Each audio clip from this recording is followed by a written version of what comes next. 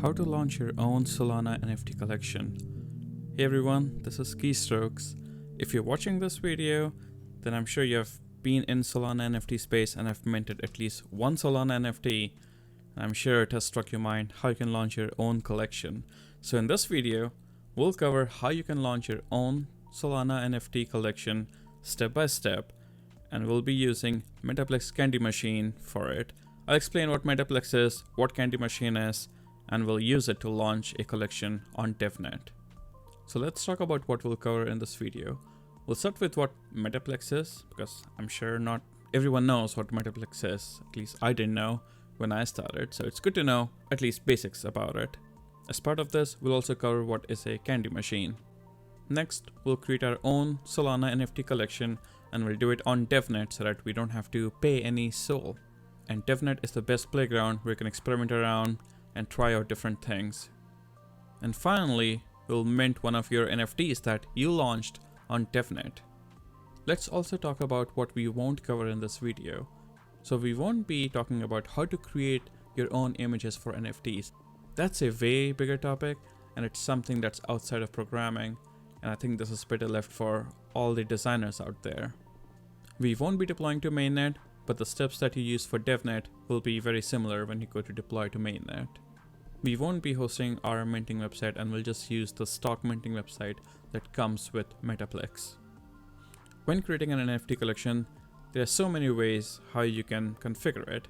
For instance, you can have a whitelist or you can have a public mint, and usually whitelists are controlled through distributing mint tokens, and that's something that we won't cover in this video. But hey, there are a lot of these topics which I think I can cover in future videos, so make sure you subscribe and like so you don't miss out on them. Next, let's talk about some of the basic things that you should know or have a basic setup ready. So let's make sure we have an editor set up. It could be Sublime Text, it could be VS Code, or any other editor that you feel comfortable with. Let's make sure you have a Solana wallet set up in your browser. That could be using Phantom or Slope. And don't worry, you don't have to fund this wallet. And basic familiarity with command line, having git installed, node, yarn, ts node, having that will make things much easier. We won't be doing something very complex, but it's really helpful to know these basics. So let's talk about what Metaplex is. So Metaplex is just a collection of tools, different smart contracts, which we call programs, in the Solana world. It can make launching NFTs very easy, you can do it much faster and very cheaply, and you'll see that today when you go through this video. Metaplex is trying to create a standard protocol for NFTs, and that's a good thing, because if everybody starts to reinvent the wheel, then there's a possibility that it's buggy, and that would just ruin the collection and the community built around it. So Metaplex offers two major products. First is the Metaplex storefront, and the second is Candy Machine version 2. Our focus will primarily be on Candy Machine version 2. So let's talk about what Candy Machine V2 is. So Candy Machine V2 is simply a Solana program that's deployed on the blockchain. Simple, right? The program is written in such a way that it allows you to sell one NFT at a time.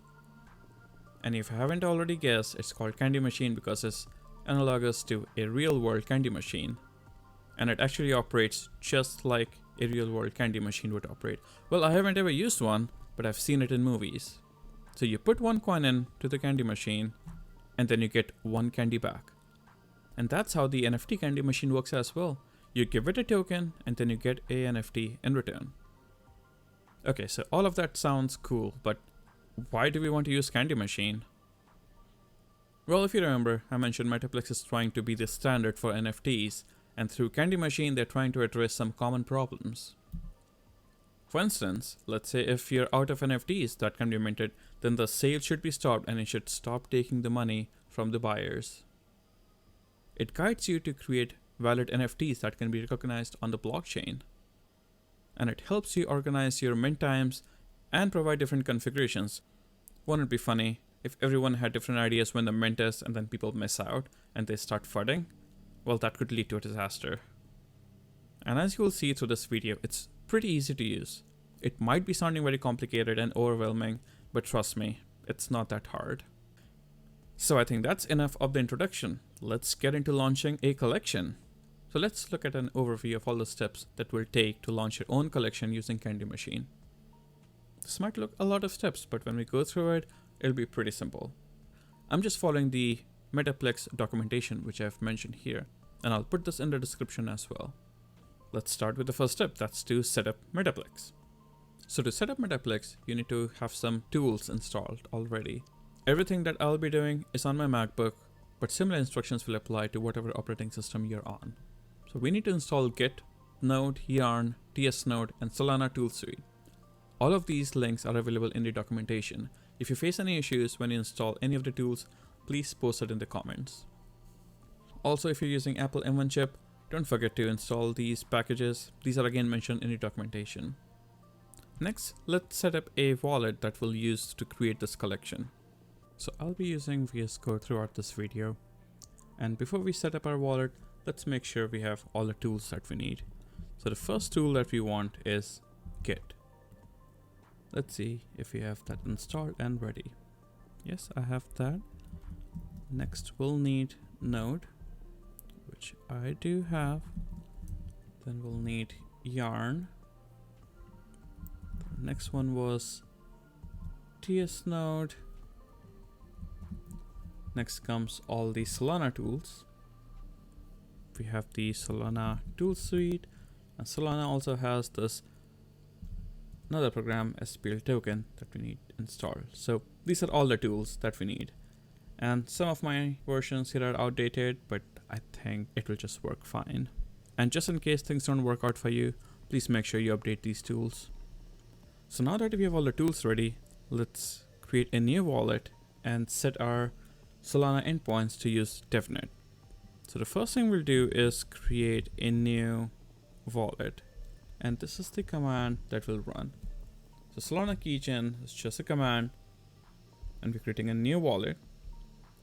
And we are saying that the output file should be in this devnet.json file. Well, let's see. It requires passphrase, but feel free to skip it as we're just playing around. But for more security, when you actually launch your own collection on mainnet, I'd advise making it more secure. Okay, that gets generated. As you can see here, we have our wallet and the devnet.json file, and this is our wallet, all bunch of numbers. That's fun. And now we'll update our Solana config to use this as our wallet. So for this, you run Solana config set, and then you give it the key pair, which is the path where we generated our wallet just now. And that's it. One final setting for Solana configuration is to use DevNet. And this is the URL that we'll be using. This is provided by Metaplex. Okay, let's make sure everything looks good. So we can type Solana config get to make sure everything is looking good. So we have the config file, which it creates by default. Then we have our RPC URL, which is set to Metaplex.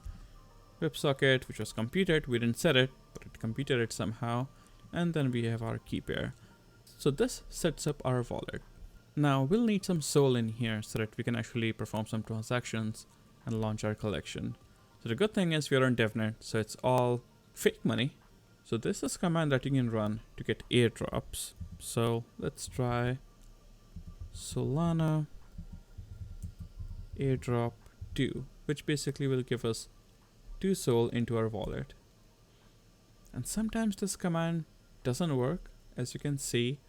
And when this happens, we can just go to another website and then get some funds. Let me show you how. You can go to Sol Faucet and request for any airdrops to your wallet, and we'll be using DevNet here. Before we get started, let's set up our Phantom wallet. So I have Phantom wallet here, and it came with a default wallet, but I would like to import the wallet that was created by the Solana CLI. Let's import it into Phantom. So let's open up the JSON file which had our wallet. We'll copy all of it and we'll import it. I can't remember how did we do that. Okay, perfect. Add, import a private key, and let's name this as owner wallet, and let's import it in. Perfect. Here we have our wallet that we created through the command line. Well, let's copy over the public key, paste it in Sol faucet, and let's request an airdrop of 2 Sol. I think that'll be good enough to start. And because we are on DevNet, we just click on DevNet and wait for the magic to happen. Okay, so the funds are still not here, and that's because I missed a very critical step. We need to set our network in the wallet itself to use DevNet. So for that, you can just go to settings, scroll down to change network, and then use DevNet. And hey, there's our 2 Sol. So that's all about setting up the wallet. The next step is to clone Metaplex and install the dependencies. Okay, so let's use the terminal in VS Code to actually clone Metaplex. And I think that's all. We can see Metaplex here, and that comes with a bunch of files. The next step is to install the dependencies that Metaplex requires. You can do that by running this command. This might take some time.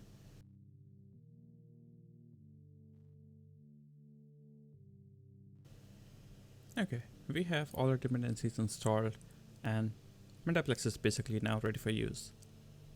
Now that's done, let's make sure everything is set up properly. For that, we can run this command, and it just should give out the version of the current Candy Machine CLI. Okay, I think that looks good. Well, that wasn't too bad. I think that was the hardest step of everything. Now let's move on to the next step to configure, mint, and your NFT collection. So this is all the configuration that's available when you're setting up your Candy Machine. I know it seems a lot, but trust me, we won't be using all of these, and we'll only be using the highlighted one. I'm going to go through each of these settings one by one, but feel free to skip it if you don't want to deal with these right now. So the first setting is price. That's basically how much your NFT costs. In this case, we have put it as 1 Sol. Next is number. That's number of items that you have in your collection. In this case, we have 10 items in total. Next, we have gatekeeper. We won't be using it for our collection, but this is primarily used to protect your mint against bots. Next one is the most important configuration. That's where all of the Sol payments go. Then we have SPL token account. This is the account where all the whitelist tokens end up. Then we have SPL token, which is basically the whitelist token. Then we have the go live date. That's when minting is allowed. Next is end settings. This just defines when your mint ends. We won't be using this for our collection. Then we have the mint settings for whitelist. In this case, we've configured it to burn the whitelist token every time. Then we have hidden settings. Honestly, I haven't tried this, so if any of you play around with this setting, do let me know what it exactly does. Then we have storage. Well, we need to host our NFT somewhere, and we have a lot of options. We'll be using ARV Sol, or however that's pronounced. Next, we have a bunch of configuration that's all related to storage. If we chose IPFS, then we'll have to define the IPFS keys here. Fortunately for us, when we're using ARV Sol, there's no additional configuration that we need to define. Next, we have no retain authority. Well, I'm honestly not sure what it exactly does, but the Metaplex docs say to keep it as false for most of the cases. Next is no mutable. We'll keep it as false. This basically will allow us to update our NFTs at any time. Okay, well, this was a lot of settings. Trust me, we'll only be using a very small subset of these settings. And this is how it looks like. Well, let's switch to our editor and use these configuration settings. Okay, so to define the configuration file for Candy Machine, we'll create a new config file here. We'll name it config.json. And I'll use this very simple configuration, and we'll just go over it very quickly. So if you have price, we're setting the price as 1 Sol. You know what, that might actually be pretty steep. Let's keep it a little cheaper, maybe 0.1 Sol. NFTs in our collection. We won't be using gatekeeper. Then we have the Sol treasury account. That's where all of the Sol will go in. Let's put in the owner public key here. Let me find a browser. Open the wallet in Phantom. And we'll copy the public key of the owner wallet And let's just set the public key here. So next is go live date. We'll set this in the end after we have configured everything. Next is storage. We'll use Airweave Sol. Then we have the default values recommended by Metaplex for no retain authority and no mutable. Well, doesn't that look like a way simpler config file than all the options provided? At least this is a basic one which will help you get started for your first collection while you're testing. Okay, well, that was a lot of configuration. Let's move into preparing our assets. So I'm horrible at drawing, especially digital drawing. So I'm going to use a sample collection board which Metaplex provides. You can find it at this link. Again, this is referenced in the Metaplex documentation as well. Next, let's talk about the image and how the corresponding configuration for those image looks like. So for each NFT image that you have, you need to have a corresponding configuration file that tells what this image is. Please note that the image name starts from 0 and continues serially. That is 0, 1, 2, and so on. And similarly for each image, there's a configuration file as well, which ends in .json file.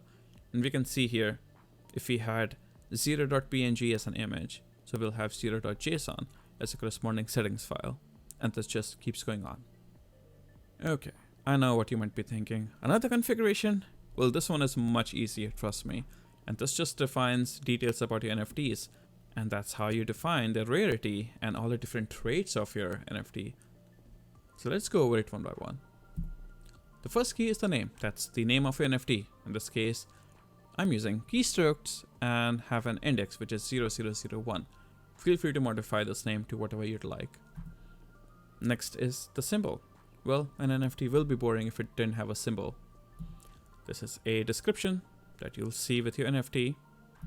Then we have seller fee basis points. This is basically the royalty that you get when people trade. It's 500, which basically means 5%. The image property is just the file name of the image.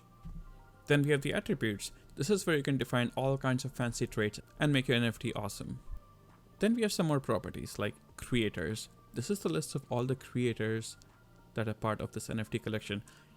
In this case, I just have one creator and the share is 100% for that creator. You can have multiple creators here, just make sure that the share adds up to 100. Then we have files. That's basically the URI of the image and what kind of image this is. Then the final configuration we have is the collection, which basically defines a name and family for your NFT collection. This allows you to have multiple NFT launches all combined into one family.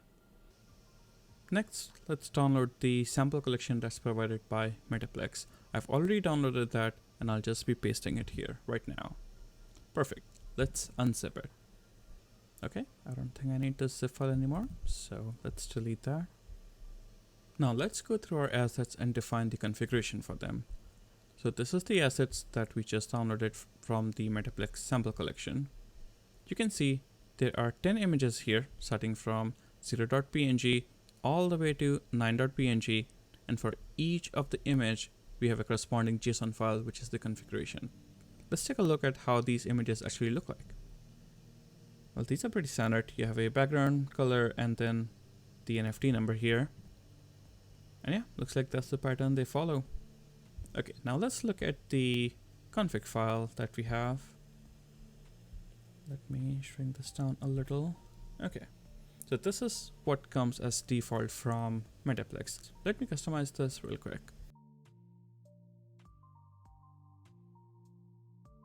Okay, I finished updating one of the config files here. Let's go over it real quick.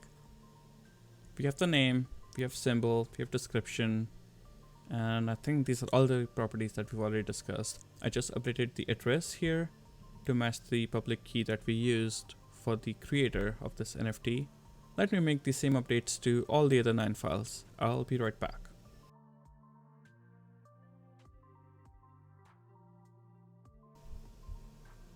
Okay, they're all updated. Now, if you have a lot of images, that means you have a lot of configuration files. That means there's a higher chance of making mistakes. So let's verify our assets before we move on. We'll run this command which will just go through all of your assets and the configuration files and make sure everything looks good. So as you saw, I made a lot of config changes, and it always worries me that in case I put something wrong, and that's where verifying is really handy. So let's verify our assets and that all the config is fine. I suppose right now it's going through all of our configurations, matching them, and yeah, I don't think there's any error. It looks fine. So our assets are verified and ready. And this is the moment we have all been waiting for. It's time to upload our assets, create the candy machine, and make sure everything is okay. So first step is to upload the assets and create the candy machine. We'll use this command on the screen to do that. Let's create our candy machine. I'll paste the command here that we'll be using. Okay, now that our assets are ready, I think it's time to create the candy machine. And before we do that, let's not forget to update our config to update this go live date. Well, let me find what's the GMT time right now. I'm sure you can put any time zone you want, but I prefer to use GMT here. Okay, so the time is around 10:33 a.m. GMT. Maybe we'll set it at 10:40. So we decided 10:40 GMT, and I suppose the date was 30 April. Okay, let's save it. Before we create our candy machine, I realized that we might have reduced our config file to be too minimal, and there are few keys that are actually required here that we removed. So let me just add them all back here.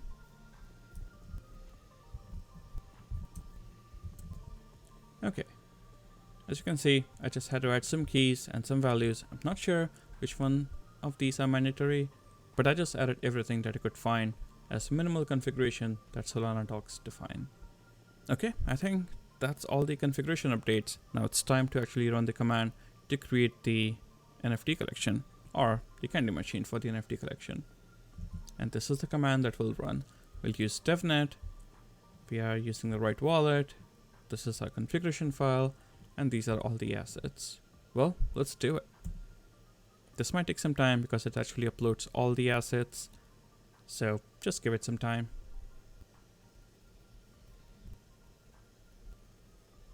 Okay, congrats. Well, your candy machine is ready. Okay, now that everything is uploaded and done, let's verify that everything actually looks fine. Okay, now that our candy machine is ready, let's just verify one last time that everything is actually ready. We will use this command to verify everything. So we're telling it to use devnet. You have this wallet. Where are we specifying the candy machine ID? That actually comes from this devnet.temp file in the cache directory. If we open this, we see it has the candy machine ID, which it just picks. So let's run this command.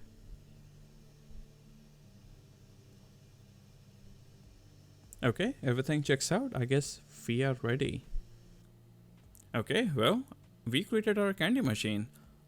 Let's mint something. So we have two ways to mint these NFTs. First, let's try to use the CLI. Okay, let's run the command to mint our NFT collection through the CLI. And there we go.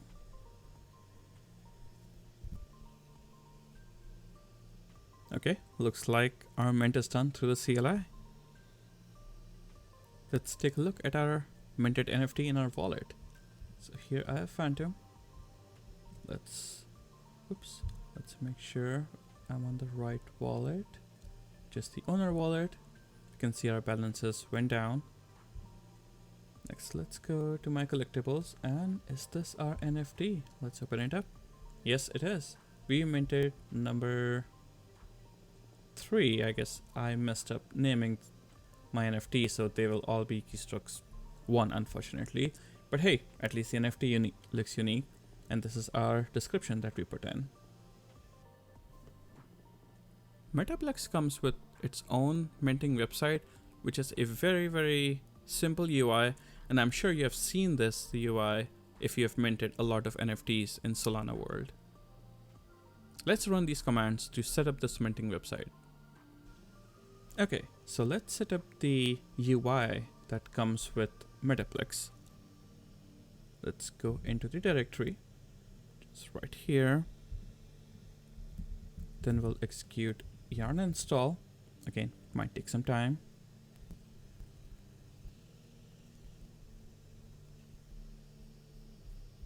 Okay, our installation is done.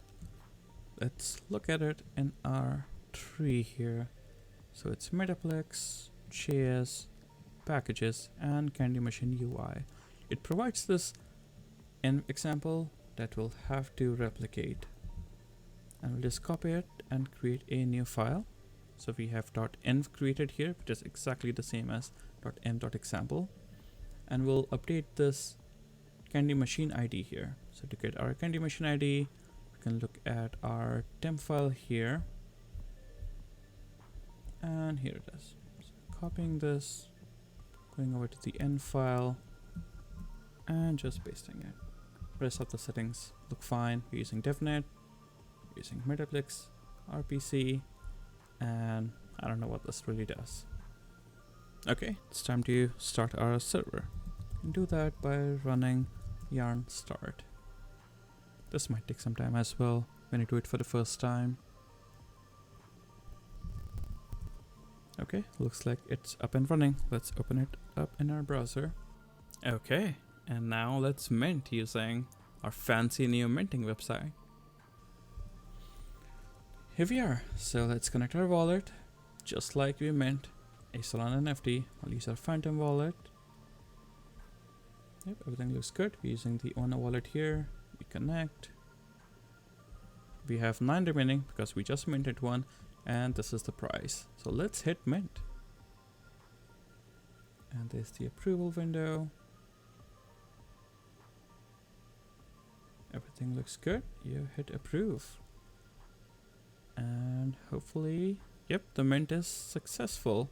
Well, congratulations. Let's look at our newly minted NFT. Go to our assets. And here it is. First we minted 3 using the CLI, and we just minted 7. And that's it. You created your own candy machine, you launched your own NFT collection, and you even minted it. Congratulations. Trust me, you're way ahead of most of the people, and I hope you had fun going through all of this. So what's next? I'd suggest going through Metaplex documentation, especially for Candy Machine V2. There are so many different kinds of whitelist options, minting configurations, and there's just a lot in there. So please read through the documentation just so that you're familiar with how Metaplex works and what all your options are when launching your own NFT collection. As I mentioned, Metaplex provides a lot of minting options. I'd suggest play around with all the different configurations that we saw and find the right minting configuration for your NFT collection launch. The minting website that we saw provided by Metaplex, that was a very simple website that just allows you to mint an NFT. If you know some React.js, then you can actually modify this to make it more fancy and make it more attractive for your community. I think the final step is to actually launch a collection. And as it's customary, win whitelist. If you do launch a collection, please post it in your comments. I'd be happy to check it out and hopefully snag a whitelist and the NFT. Well, that was it for this video. I know we covered a lot, and it was my first Solana video, so I hope you liked it. And if you have any suggestions or advice, please post it in the comments. And please don't forget to like and subscribe. Thanks everyone.